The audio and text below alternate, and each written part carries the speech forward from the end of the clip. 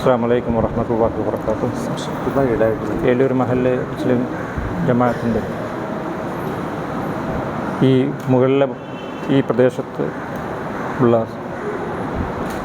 ഈ പള്ളിയുടെ ഈ മുകൾ ഭാഗം വഖഫ് ചെയ്യുന്നതാണ്.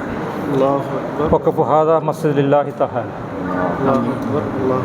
ഈ പ്രദേശത്തുകാരുടെ സാന്നിധ്യത്തിൽ ഈ സ്ഥലം അല്ലാഹു തആലക്ക് പള്ളിയായി വഖഫ് ചെയ്തിരിക്കുന്നു.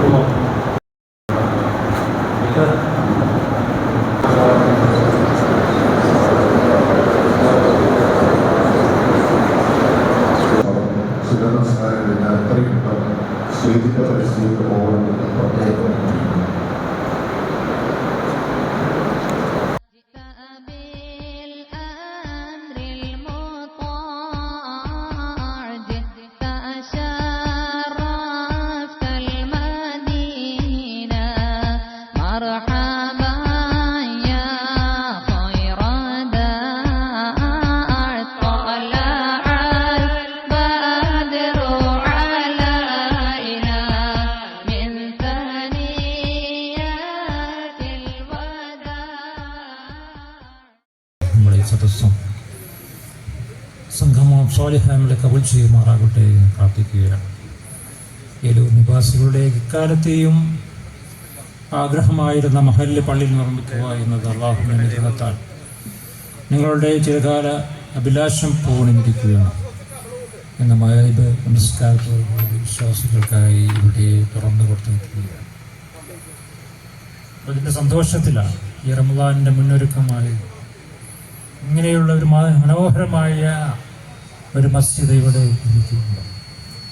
ഈ മഹലിനെ സംബന്ധിച്ചിടത്തോളം ഇവിടുത്തെ നിവാസികൾക്കും അതുപോലെ അവരുടെ ആത്മീയമായുള്ള പ്രാർത്ഥനകളിലൂടെയും അതുപോലെ നമസ്കാരങ്ങളൊക്കെ ഒന്നിച്ച് നിർവഹിക്കുക.